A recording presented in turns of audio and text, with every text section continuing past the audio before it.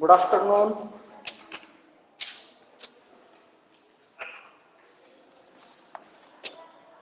Afternoon, sir.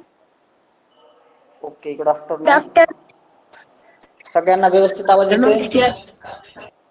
हो sir. हो teacher. Okay, आपण काल आपल्या इतिहासाचं चौथं पाठ आपण अभ्यासाला सुरुवात केलं होतं, ज्याचं नाव होतं आर्थिक आणि या आर्थिक विकास या पाठामध्ये आपल्या भारताला स्वातंत्र्य मिळालं ते 2000 पर्यंतच्या कालखंडामध्ये आपल्या भारताची आर्थिक प्रगती कशा पद्धतीने झाली त्याविषयी आपण सविस्तर असा अभ्यासत होतो. सगळ्यात पहिल्यांदा महत्वाचं म्हणजे आपण आपल्या भारताची आर्थिक प्रगती करण्यासाठी आपण मिश्र अर्थव्यवस्थेचा स्वीकार केला होता. बरोबर आहे ना? कोणी सांगू शकाल का मिश्र अर्थव्यवस्था म्हणजे काय? काल अर्थव्यवस्था म्हणजे काय, अर्थव्यवस्थेचे प्रकार, त्याच्यानंतर भांडवलशाही अर्थव्यवस्था, समाजवादी अर्थव्यवस्था आणि मिश्र अर्थव्यवस्था या तिन्ही अर्थव्यवस्थेविषयी आपण सविस्तर अशी माहिती पाहिली होती. कोणी सांगू शकाल?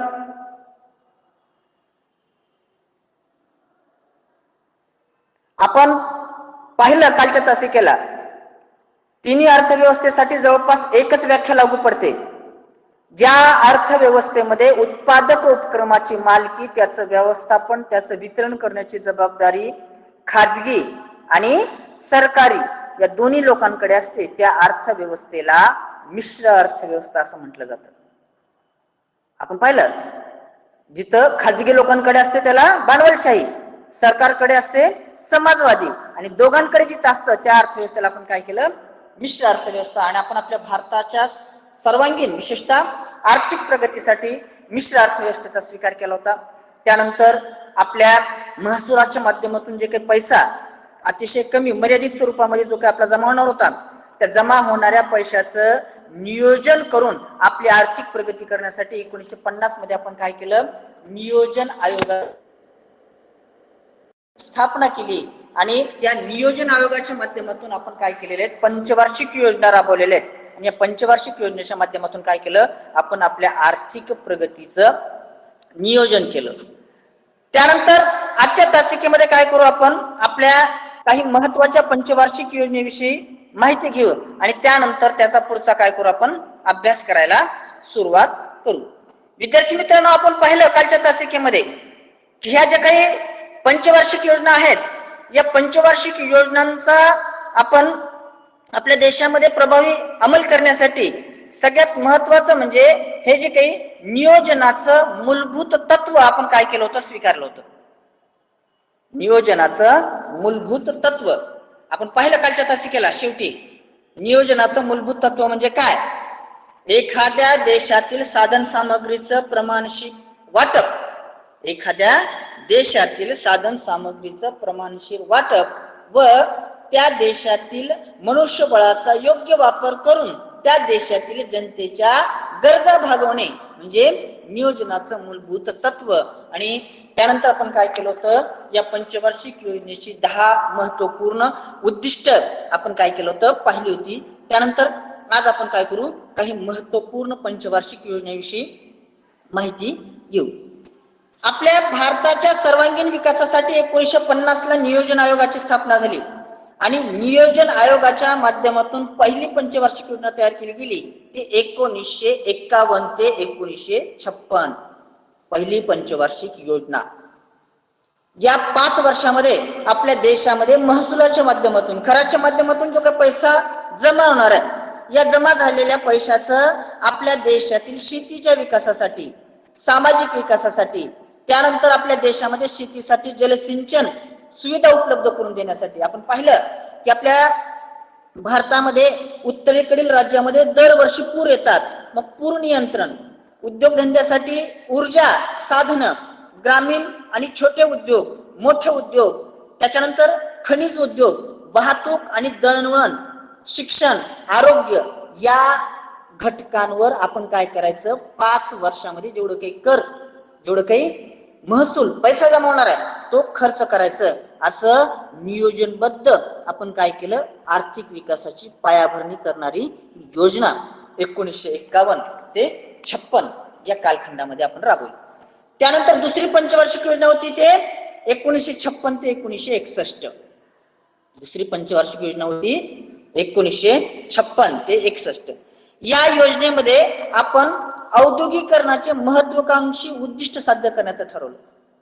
आपल्या देशामध्ये जर रोजगार निर्माण करायचा असेल तर त्यासाठी आपल्या देशामध्ये उद्योगधंद्यांचा विकास झाला पाहिजे आणि त्यासाठी काय केलं आपण आपल्या देशामध्ये औद्योगिकरण घडवून आणण्यासाठी या दुसऱ्या पंचवार्षिक योजनेमध्ये तरतूद केली. त्यानुसार दुर्गापूर, भिलाई, राऊरकेला या ठिकाणी आपण पोलादाचे कारखाने, कारण कुठलाही उद्योगधंदा निर्माण करायचा तर त्यासाठी त्याची काही पायाभूत सुविधेमध्ये लोह पोलाद मोठ्या प्रमाणामध्ये लागतं. तो कारखाना, तो उद्योग उभारण्यासाठी त्या कारखान्यातील वेगवेगळ्या यंत्रसामग्री तयार करण्यासाठी या पोलादाची आवश्यकता असते. आणि आपण काय केलं, या दुर्गापूर, भिलाई आणि राऊरकेला या ठिकाणी पोलाद तयार करण्याचे कारखाने निर्माण केले. त्यानंतर सिंद्री या ठिकाणी रासायनिक खताचा कारखाना निर्माण केला. चित्तरंजन या ठिकाणी रेल्वेच्या इंजिनाचा कारखाना तयार केला. पेरांबूर या ठिकाणी आगगाडीच्या डब्याचा कारखाना. त्यानंतर विशाखापट्टणम जहाज बांधणी कारखाना आपण तयार केला. या दुसऱ्या पंचवार्षिक योजनेमध्ये आपण काय केलं होतं, हे जे काही अवजड उद्योगधंद्याचे मोठ्या प्रमाणामध्ये उद्योग निर्माण केले होते आणि ह्या सगळ्या उद्योगधंद्यांच्या माध्यमातून मग हे जे काही पोलादाचे कारखाने असतील, रासायनिक खताचे, आपल्या देशामध्ये काय होणार होतं, जे काही औद्योगिक विकासाला गती मिळणार होती. आणि याबरोबर काय होणार होतं, या रासायनिक खतांमुळं हे जे काही शेतीला मोठ्या प्रमाणामध्ये फायदा होणार होता. त्यानंतर शेतीला पाणी पुरवठा करण्यासाठी या दुसऱ्या पंचवार्षिक योजनेमध्ये आपण काय केलेलं आहे, भाकरा, नांगल, दामोदर यासारखी प्रचंड धरणे आपण काय केली, उभारण्याचं काम हाती घेतलं. आणि या दुसऱ्या पंचवार्षिक योजनेचं महत्व म्हणजे या योजनेमुळे आपल्या देशाच्या राष्ट्रीय उत्पन्नामध्ये मोठ्या प्रमाणामध्ये वाढ झाली. कारण आपण पाहिलं आपल्याकडे जे काही मान्सून प्रकारचं हवामान आहे, फक्त 4 महिने पाऊस पडतं, पडला तर अति पडतं, नाहीतर काहीच पडत नाही. आणि मग या 4 महिने पडलेल्या पावसाच्या पाण्यावर आपल्याला काय करायचं असतं, आपल्या शेतीचा उद्योगधंद्याचा विकास करायचा होतं. आणि मग आपल्या देशातील हे जे काही शेतीला वर्षभर पाणी पुरवठा होण्यासाठी, उद्योगधंद्यांना मुबलक प्रमाणामध्ये पाणी पुरवठा होण्यासाठी आपण काय केलं, या दुसऱ्या पंचवार्षिक योजनेमध्ये ही जी काही मोठी धरणं बांधली. त्यानंतर तिसरी पंचवार्षिक योजना होती ती 1961 ते 1966 या कालावधीमध्ये तिसरी पंचवार्षिक योजना. या तिसऱ्या पंचवार्षिक योजनेमध्ये आपण उद्योग आणि कृषी विकासाचं संतुलन साध्य करायचं ठरवलं. दर साल राष्ट्रीय उत्पन्नामध्ये वाढ घडवून आणणे.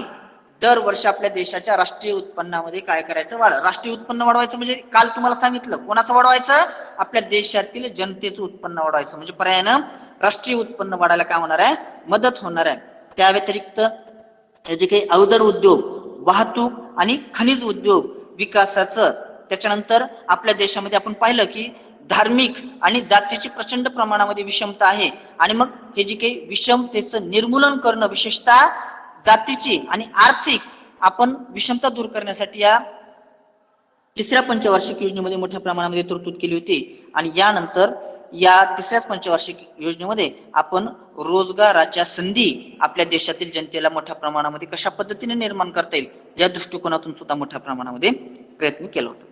तिसऱ्या पंचवार्षिक योजनेनंतर 3 वर्षांनी एक वार्षिक योजना 1966 ते 1969 आपल्या देशामध्ये हाती घेण्यात आल्या होत्या.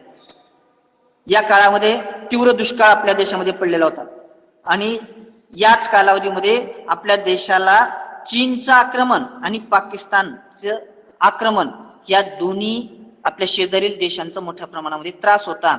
आणि आपण पाहिलं की मग या तिसऱ्या पंचवार्षिक योजनेमध्ये काय केलं होतं, आपण आपल्या देशातलं जे काही वेगवेगळ्या करांच्या माध्यमातून मिळणारं उत्पन्न आहे, हे उत्पन्न आपण विकास कामाऐवजी संरक्षणाच्या वेगवेगळ्या साहित्याच्या निर्मितीमध्ये आणि आपल्या देशातल्या दुष्काळ निवारणामध्ये आपण काय केलं होतं, मोठ्या प्रमाणामध्ये खर्च केलं होतं. आणि त्याच्यामुळं काय झालं होतं, या तिसऱ्या पंचवार्षिक योजनेमध्ये आपल्या देशाच्या अर्थव्यवस्थेला मोठ्या प्रमाणामध्ये ताण निर्माण झाला होता. तर विद्यार्थी मित्रांनो, अशाच पद्धतीनं हे जे काही या 5 वर्षामध्ये जेवढं काही आपलं महसूल पैसा जमा होणार आहे, राष्ट्राचं उत्पन्न होणार आहे त्या 5 वर्षामध्ये ह्या वेगवेगळ्या टप्प्या. कारण आपण पाहिलं की आपल्याला आपल्या देशाच्या प्रगतीसाठी अनेक दारं होती, अनेक मोठे प्रकल्प, उद्योग, त्याच्यानंतर योजना आपल्याला हाती घ्यायच्या होत्या, पण ह्या सगळ्यासाठी प्रचंड प्रमाणामध्ये पैसा लागणार होता आणि ते सर्व एकाच वेळी करणं शक्य नव्हतं. आणि त्यासाठी काय केलं होतं आपण, ह्या वेगवेगळ्या पंचवार्षिक योजना तुम्ही सगळ्या विद्यार्थ्यांनी काय करायचं, तुमच्या पुस्तकामध्ये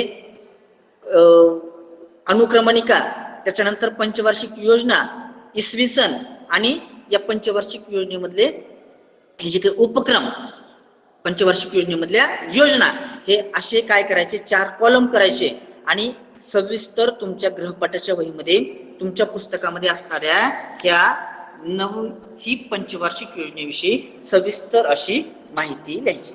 त्याच्यानंतर ही जी काही 4थी पंचवार्षिक योजना आहे, 4थी पंचवार्षिक योजना 1969 ते 74 या कालखंडामध्ये होती. 5वी पंचवार्षिक योजना 1974 ते 1979, त्यानंतर 6वी 1980 ते 85, 7वी 1985 ते 90, त्याच्यानंतर 8वी हे जी काही पंचवार्षिक योजना आहे ही आपण 1991 ला काय केलं होतं, नवीन आर्थिक धोरण राबवलं होतं. त्यानंतर 8वी पंचवार्षिक योजना आपली 1992 ला सुरू झाली, 1992 ते 97, आणि 9वी पंचवार्षिक योजना 1997 ते 2000. त्याच्यानंतर त्याच्या पुढच्या ज्या आहेत 10वी 2002 ते 2007, त्याच्यानंतर हे जी काही 11वी 2007 ते 2012, पण त्या तुमच्या पुस्तकामध्ये अभ्यासाला नाही.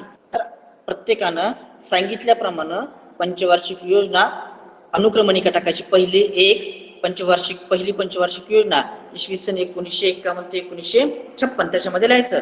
आणि मग त्याच्यामध्ये काय काय महत्वाचे योजना आखल्या गेल्या, कुठल्या क्षेत्राला विशेष लक्ष देण्यात आलं, त्याच्यामध्ये तुम्ही सविस्तर असं काय करायचं आहे, लिहायचं आहे.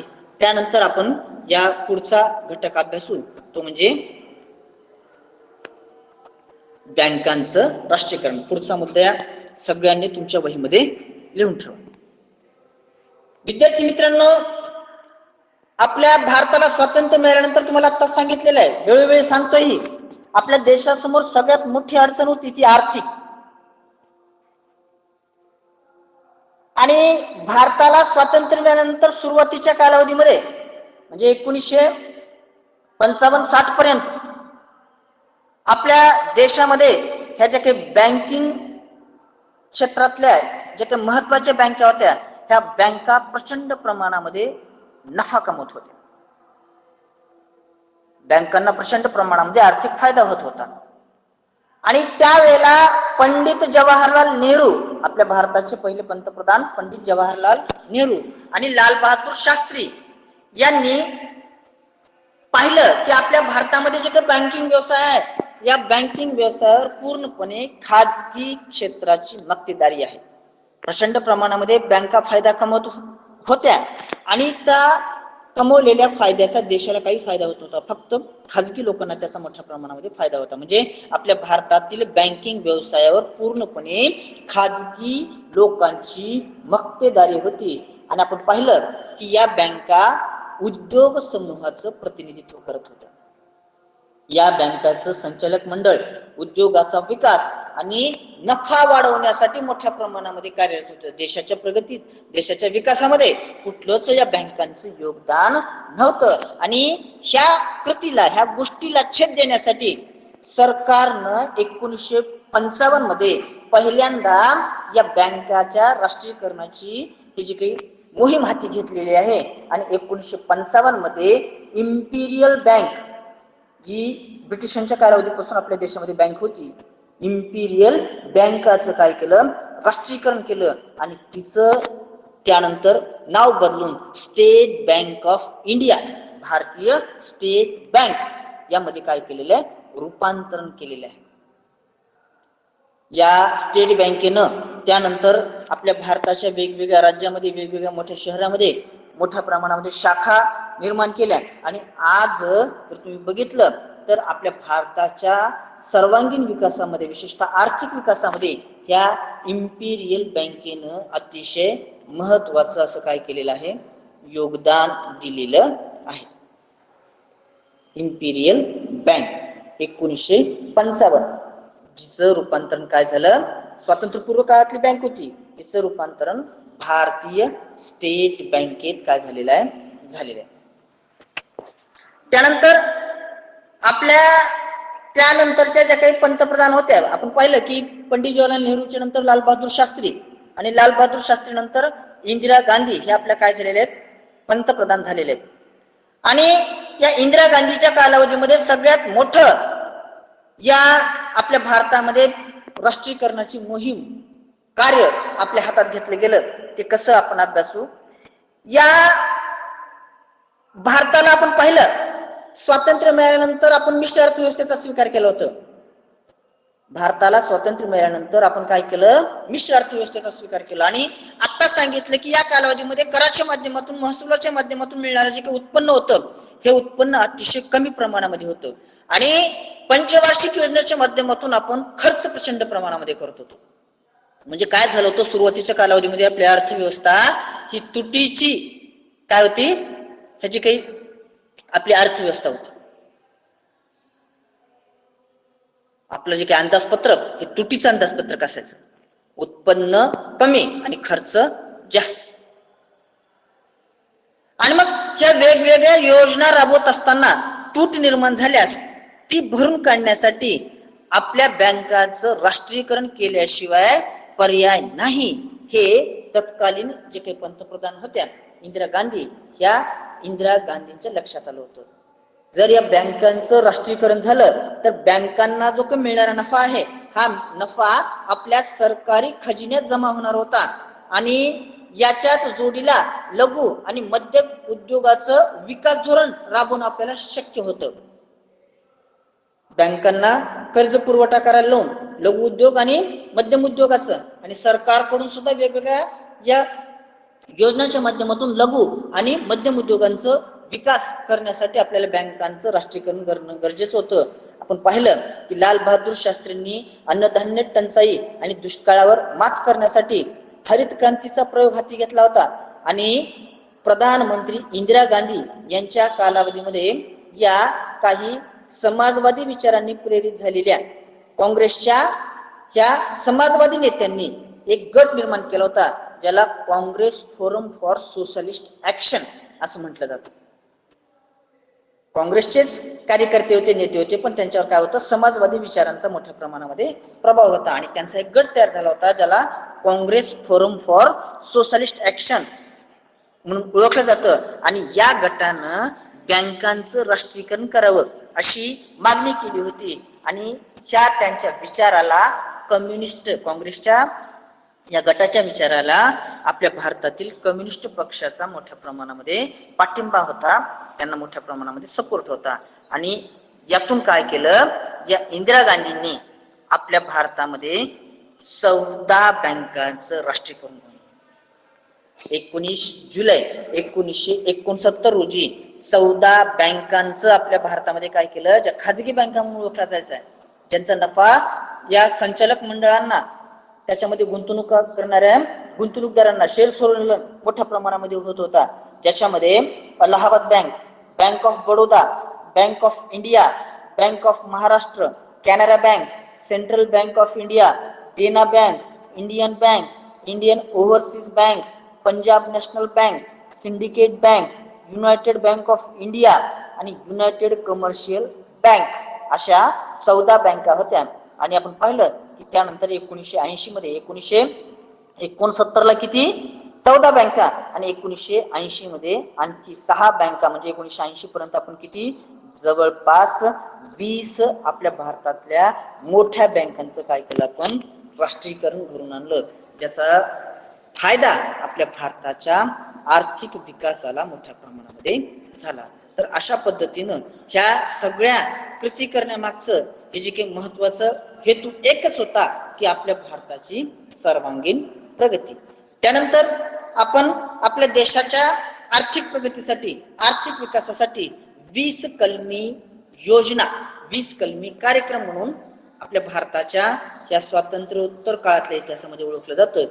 त्यानंतर आपण 20 कलमी कार्यक्रम काय आहे, त्याची कशा पद्धतीने अंमलबजावणी आपल्या देशामध्ये झाली, आपण काय करू अभ्यास. विद्यार्थी मित्रांनो, इंदिरा गांधी पंतप्रधान असताना आपल्या भारतामध्ये 20 कलमी कार्यक्रम राबवला गेला. 1 जुलै 1975 रोजी 1 जुलै 1975 या रोजी इंदिरा गांधींनी 20 कलमी कार्यक्रमाची घोषणा केली आणि राष्ट्राच्या ह्या जे काही वेगवान आर्थिक प्रगतीला चालना देण्यासाठी ह्या जे काही विशेष असं प्रयत्न करण्याचा संकल्प या 20 कलमी कार्यक्रमाच्या माध्यमातून सोडलं. या 20 कलमी कार्यक्रमामध्ये आपण पाहिलं की महत्वपूर्ण अशा 20 तरतुदी होत्या, पण आपल्या पुस्तकामध्ये फक्त आपल्याला काय 5च महत्वाच्या काय करायच्या आहेत या कार्यक्रमातल्या गोष्टी या ठिकाणी अभ्यासाच्या. 20 कलमी कार्यक्रमामध्ये पहिलं जी काही महत्वाची तरतूद होती ती म्हणजे शेती आणि शहरी भागातील कमाल जमीन धारणा, शेती आणि शहरी भागातील कमाल जमीन धारणा, संपत्तीची समान वाटणी, शेतमजुरांना किमान वेतन आणि जलसंधारण योजनात वाढ करणं हा कार्यक्रम हाती घेण्यात आला. आपण पाहिलं की साधारणतः या 20 कलमी कार्यक्रमाच्या पूर्वी आपल्या भारतातील काही मोजके जमीनदार होते ज्यांच्याकडे शेकडो हजारो हेक्टर जमिनी होत्या आणि मग सरकारने काय केलं होतं, एका व्यक्तीच्या नावावर मॅक्झिमम जास्तीत जास्त किती जमीन असावी अशी तरतूद त्याच्यामध्ये केली होती आणि त्यानुसार काय केलं होतं, जर त्याच्याकडची जास्त जमीन असेल तर ती जास्त जमीन काय करून सरकारकडून घेणार आणि आपल्या भारतातील भूमिहीन शेतमजुरांना शेतकऱ्यांना काय करायचं, ती जमीन वाटायची, असं हे जे काही कार्यक्रम हाती घेण्यात आले. त्यानंतर आपण पाहिलं की आपल्या भारतामध्ये श्रीमंत अति श्रीमंत आणि गरीब अति गरीब अशी स्थिती होती आणि मग आपण काय केलं, हे जे काही उत्पन्न कर इन्कम टॅक्सचा आपल्या देशामध्ये प्रभावी अंमल करायला सुरुवात केलं. ज्याच्यामुळे काय झालं, ह्या जे काही ज्याचं जास्त उत्पन्न आहे, ज्याचं जास्ती मिळकत आहे त्याच्याकडून काय करेल सरकार, कर गोळा करेल आणि कमी उत्पन्न असणाऱ्या लोकांसाठी तो काय करेल, खर्च करेल.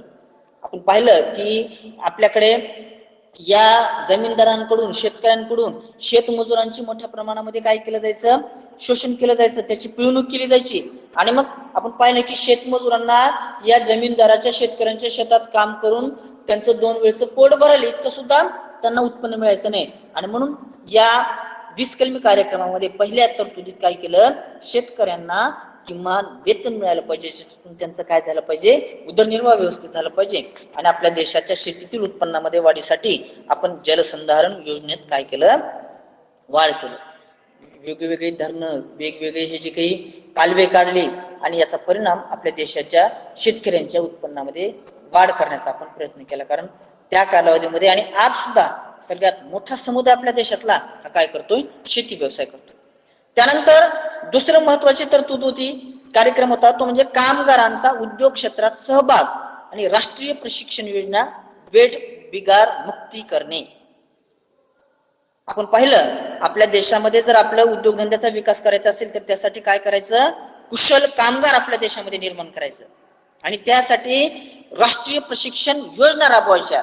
वेगवेगळ्या उद्योगधंद्यामध्ये काम करण्यासाठी जे काही कामगार आहेत त्यांना त्या उद्योगधंद्यामध्ये काम कसं करायचं, विशिष्ट समजा साखर कारखाना आहे तर साखर कारखान्यात कसं काम करायचं किंवा तिथं कुठले कुठले यंत्र कशी हाताळायची किंवा एखादं मोटार तयार करणारा कारखाना आहे तिथलं कशा पद्धतीने काम करायचं, असं उत्कृष्ट प्रशिक्षण त्यांना द्यायचं, ज्यांच्यामुळे त्यांच्याकडून जे काही कार्य होणार आहे, काम होणार आहे ते बेस्ट होईल आणि आपल्या देशामध्ये काय करायचं, वेठबिगार मुक्ती कार्यक्रम राबवायचा.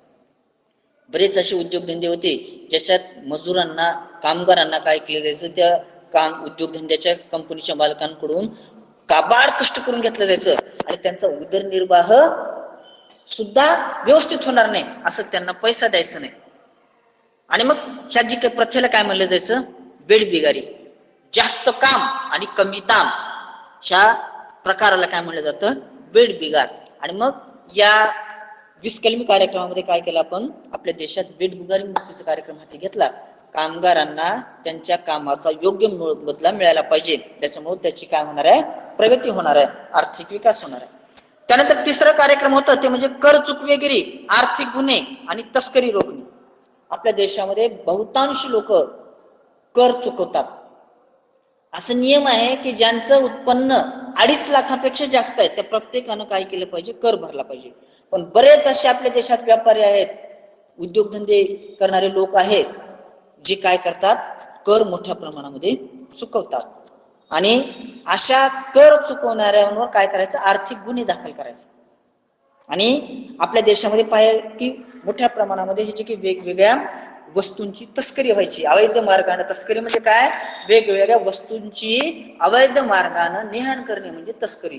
ज्याच्यातून काय व्हायचं, या आपल्या देशातून एखाद्या देशामध्ये कुठल्या वस्तू पाठवायच्या असतील आणि एखाद्या देशातून आपल्या देशामध्ये कुठल्या वस्तू आणायच्या असेल तर त्यासाठी काय करणं पाहिजे, परवानगी घेतलं पाहिजे आणि कर भरला पाहिजे. आणि आपल्याकडे काय व्हायचं, साधारणतः या 75 कालावधीमध्ये ह्या वेगवेगळ्या मौल्यवान वस्तूंची तस्करी मोठ्या प्रमाणामध्ये व्हायची. याच्यामुळे सरकारचं जे काही महसूल मोठ्या प्रमाणामध्ये बुडत होतं. त्याच्यानंतर या आपल्या देशामध्ये जीवनावश्यक वस्तूंचं दर नियंत्रण करायचं. वेगवेगळ्या वस्तू ज्या खाजगी लोकांकडून मोठ्या प्रमाणामध्ये खाजगी क्षेत्रातील उद्योगांकडून उत्पादित होत होत्या त्यांच्यावर ते प्रचंड प्रमाणामध्ये नफा कमवत होते. एखाद्या वस्तूवर किती नफा कमवायचं हे या शासनानं काय केलं, या कार्यक्रमामध्ये ठरवलं आणि आपल्या देशामध्ये रेशनिंग व्यवस्थेमध्ये सुधारणा केली. रेशनिंग व्यवस्थेमध्ये सुधारणा करण्याचं ठरवलं. आपण पाहिलं की गोरगरिबांना जीवनावश्यक वस्तूंचा पुरवठा स्वस्त आणि सवलतीच्या दरामध्ये व्हावा यासाठी आपण काय केलं होतं, आपल्या देशामध्ये रेशनिंग व्यवस्था निर्माण केली होती. आपण पाहिलं की ह्याचा हेतू काय होता, तर लोकांच्या राहणीमानाच्या दर्जामध्ये वाढ व्हावी. आपण पाहिलं की साधारणतः 80% 90% जे काही कुटुंबामध्ये उत्पन्न व्हायचं त्याच्यातला बहुतांश भाग हा त्यांच्या अन्नधान्यावर खर्च व्हायचा आणि मग इतर जे काही त्यांच्या विकासासाठी आवश्यक असणाऱ्या भौतिक सुविधा आहेत ते त्याच्यातून घेऊ शकत नव्हते. शिक्षण असेल, आरोग्य असेल. आणि मग शासनानं काय केलं, स्वस्त आणि सवलतीच्या दरामध्ये जर त्यांना आपण जीवनावश्यक वस्तू अन्नधान्य पुरवले तर काय होईल, त्यांचं उत्पन्नातला जो काही बराचसा भाग शिल्लक राहील आणि मग तो काय करू, ते इतर गोष्टीकडे खर्च करू शकेल. यासाठी आपण काय केलं, या जीवनावश्यक वस्तूचं दर नियंत्रण आणि रेशनिंग व्यवस्थेमध्ये सुधारणा केल्या. आणि शेवटचं त्यातली 5वी तरतूद म्हणजे हातमाग क्षेत्र विकासाद्वारे उत्तम वस्त्रोद्योग निर्मिती, दुर्बल घटकांची कर्जमुक्ती, घर बांधणी, दळणवळण सुविधा, शाळांसाठी शैक्षणिक साहित्य उपलब्ध करून देणे, ह्या तरतुदी आपण या 20 कलमी कार्यक्रमामध्ये या ठिकाणी केलेले आहेत. या सगळ्यांचा हेतू आता सांगितलं एकच होता, आपल्या भारतातील लोकांची सरासरी आर्थिक प्रगती करणे, त्यांचं राहणीमानाचा दर्जा सुधारवणे आणि आपल्या देशाची काय करणे, पर्यायाने आर्थिक प्रगती करणे. तर ह्या गोष्टी आपण या ठिकाणी काय केलेल्या आहेत, अभ्यासलेल्या आहेत. त्यानंतर पुढचा मुद्दा तो म्हणजे कामगारांची समस्या.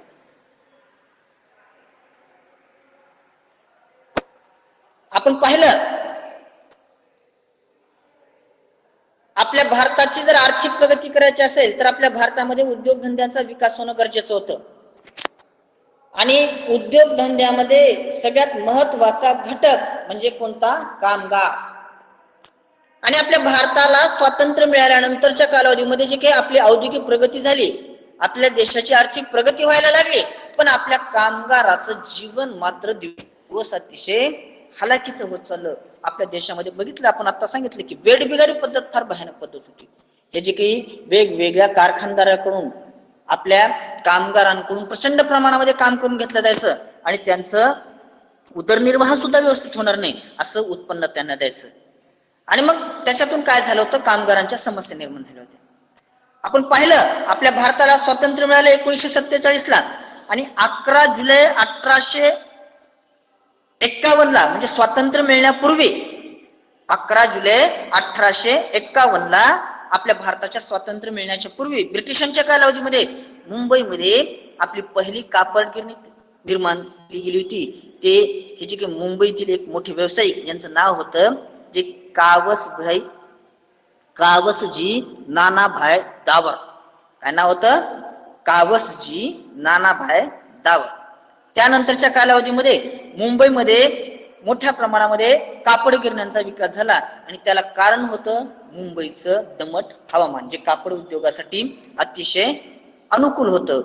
पुढे दादर असेल, मुंबईचा जो काही भाग आहे, परळ, भायखळा, शिवडी, प्रभादेवी, वरळी या ठिकाणी मोठ्या प्रमाणामध्ये कापड गिरण्या सुरू झाल्या. आणि ह्या सगळ्या एकत्रित म्हणजे दादर, परळ, भायखळा, शिवडी, प्रभादेवी, वरळी सगळ्यांना काय गिरणगाव म्हणून ओळखलं चाललं. आपल्या 1980च्या दशकामध्ये कामगारांमध्ये मोठ्या प्रमाणामध्ये असंतोष निर्माण झाला आणि कापड गिरण्यामध्ये काम करणाऱ्या कामगारांमध्ये जो काही असंतोष निर्माण झाला होता त्याला अन्य क्षेत्रातील आर्थिक परिस्थिती मोठ्या प्रमाणामध्ये कारणीभूत होती. कारण कापड उद्योगापेक्षा इतर उद्योगामध्ये जे काही कामगार काम करतायत त्यांना त्यांच्या कामाचा मोबदला जास्त मिळत होता, त्यांचे आर्थिक प्रगती ही मोठ्या प्रमाणामध्ये होत होती आणि कापड गिरण्यामध्ये काम करणाऱ्या कामगारांना अतिशय कमी तुटपुंज वेतन मिळत होतं. 1851 पहिली कापड गिरणी सुरू झाली तेव्हापासून कुठलंच आंदोलन न करता, कुठलीच मागणी न करता 1981 पर्यंत या कापड गिरण्यामध्ये कामगार नियमितपणे काम करत होते. पण 1981च्या दिवाळीमध्ये म्हणजे स्वातंत्र्य मिळाल्यानंतरच्या ह्या सगळ्या घटना आहेत. 1981च्या दिवाळीमध्ये कामगारांना 20% बोनसची अपेक्षा होती. पण कामगारांचे प्रतिनिधित्व करणाऱ्या राष्ट्रीय मिल मजदूर संघानं त्याच्यामध्ये थोडाफार प्रमाणामध्ये करप्शन करून, भ्रष्टाचार करून, मालक वर्गाशी वाटाघाटी करून कामगार वर्गाला विश्वासात न घेता 8 ते 17% काय केली, त्यांनी तडजोड केली आणि बोनस मधील कपात ही या कामगारांच्या असंतोषाला ठिणगी देणारी ठरली. काही कामगार डॉक्टर दत्ता सामंत यांच्याकडे गेले. त्यांनी डॉक्टरांना नेतृत्व करण्याची, त्यांना न्याय मिळवून देण्याची मागणी केली आणि 65 गिरण्यांमधील कामगार एकत्र आले आणि दत्ता सामंताच्या नेतृत्वाखाली त्यांनी काय केलं, आम्हाला 20% बोनस द्या, नाहीतर यानंतर आम्ही काय करणार नाही, काम करणार नाही, संप करणार, असं त्यांनी काय केलं, घोषित केलं. आणि 18 जानेवारी 1982 रोजी किंवा 18 जानेवारी 1982 रोजी मुंबईतील 2.5 लाख कामगार संपावर गेले. गिरणगावाची जवळपास धडधड थांबली. मुंबईचं हृदय जणू बंद पडलं. त्यावेळेला आपल्या महाराष्ट्राचे मुख्यमंत्री होते बॅरिस्टर अ.रा. अंतुले. यांनी ही समस्या सोडवण्यासाठी त्रिस्तरीय समिती नेमली. पुढे बाबासाहेब भोसले आपल्या महाराष्ट्राचे मुख्यमंत्री झाले आणि कायद्यानुसार सरकार राष्ट्रीय मिल मजदूर संघाशी बोलणे करेल अशी भूमिका त्यांनी घेतली. पण डॉक्टर दत्ता सामंत यांनी हा कायदा रद्द करायचं आणि कामगाराला न्याय देण्याची मागणी केली. संपाच्या सुरुवातीच्या काळामध्ये कामगारांना गावाकडून मोठ्या प्रमाणामध्ये मदत सुरू झाली. सुरुवातीला एकमेकांना मदत करणे कामगारांना फारसे अवघड गेलं नाही. विभागीय समित्या स्थापन करून कामगारांनी आपल्या कुटुंबाची अन्नधान्याची गरज त्यांनी काय केली, भागवली. मदत निधी गोळा केलं, ते कामगारांमध्ये वाटप केलं. डाव्या पक्षांनी सुद्धा या संपाला पाठिंबा दिला. पण दिवसेंदिवस संप वाढतच होता, संप रेंगाळतच होता. कामगारांमध्ये फूट पडण्याचे प्रयत्न सुरू झाले. संप जवळपास आपण पाहिलं जानेवारी 82 ला सुरू झाला. त्यानंतर जवळपास 6 महिने संप मोठ्या प्रमाणामध्ये सुरू झाला. केंद्र सरकारने संपाकडे पूर्णपणे दुर्लक्ष केलं. ही महाराष्ट्रामधली बाब आहे. महाराष्ट्र सरकारनं काय करायची, ती सोडवायची. सप्टेंबर 1982 मध्ये महाराष्ट्राच्या विधानसभेवर या सामंतांनी 1.5 लाख कामगारांना हाताशी धरून एक मोर्चा काढला. त्याचाही काही उपयोग झाला नाही.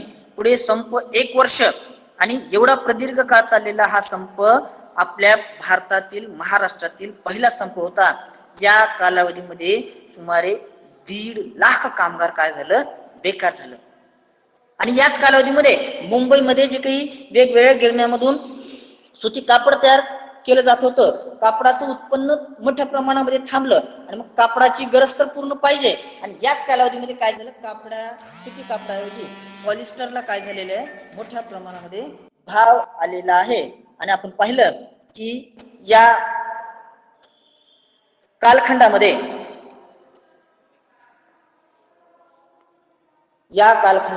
कापडाऐवजी काय झालेलं आहे, या पॉलिस्टरला मोठ्या प्रमाणामध्ये महत्व प्राप्त झालेलं आहे. आणि आपण पाहिलं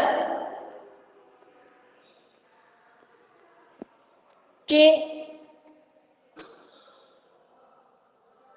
कापड गिरण्या बंद झाल्या, कामगाराची अतिशय हलाखीची स्थिती निर्माण झाली. त्यानंतर या कापड गिरणाऱ्या कामगारांमध्ये मोठ्या प्रमाणामध्ये फूट पडत गेली. मुळातच आपण पाहिलं की बऱ्याचशा कापड गिरण्या बंद पडल्यामुळं गिरणी कापडात जे काही सुती कापड तयार व्हायचा, थोडाफार गिरण्या चालू होत्या, त्या सुती कापड जो काही तयार होता त्याच्या खपावर त्याचा परिणाम झाला आणि कामगार मोठ्या प्रमाणामध्ये मिळत नसल्यामुळं बऱ्याच जे काही कापड गिरण्या मुंबईतून सुरत आणि गुजराततील इतर शहरांमध्ये मोठ्या प्रमाणामध्ये गेले. केंद्र सरकारनं या महाराष्ट्रातील जवळपास 13 गिरण्यांचं राष्ट्रीयकरण केलं. समस्या सोडवण्यासाठी लवाद नेमले, पण ते यशस्वी झाले नाही. कामगारांची जी काही समस्या हे दिवसेंदिवस काय होत गेली, बिकट होत गेली आणि आपण पाहिलं की मग ह्या जे काही बऱ्याचशा जे काही कापड गिरण्या बंद पडल्या, बऱ्याचशा कापड गिरण्या त्यानंतर गुजरातमध्ये मोठ्या प्रमाणामध्ये स्थलांतरित झाल्या आणि याच्या सगळ्याचा परिणाम या कामगारांच्या जीवनावर मोठ्या प्रमाणामध्ये झाला. बरेचसे जे काही कामगार आहेत त्या घटनेतून आज सुद्धा बाहेर आलेले नाहीत. त्यांचं जे काही आर्थिक नुकसान, त्याच्या कुटुंबाची विस्कटलेली घडी आज सुद्धा सुरळीत झालेली नाही. सांगायचं तात्पर्य या सगळ्याचा परिणाम मुंबईच्या कापड व्यवसायावर झाला. एक काळ असं होतं की भारतातील पूर्ण कापड व्यवसायावर आपल्या महाराष्ट्राचं, मुंबईचं वर्चस्व होतं. ते या संपानंतर सुटून गुजरातकडे गेलेलं आहे. तर विद्यार्थी मित्रांनो, अशा पद्धतीनं आजच्या तासिकेमध्ये आपण ही जी काही पंचवार्षिक योजना, त्याच्यानंतर बँकांचं राष्ट्रीयकरण, 20 कलमी कार्यक्रम आणि शेवटी काय केलेले आहे, ह्या ज्या काही कामगाराच्या समस्या या ठिकाणी अभ्यासलेल्या आहेत. आजच्या तासिकेमध्ये आपण या ठिकाणी थांबू. Good bye. यानंतर पुढचा भाग पुढच्या तासिकेत.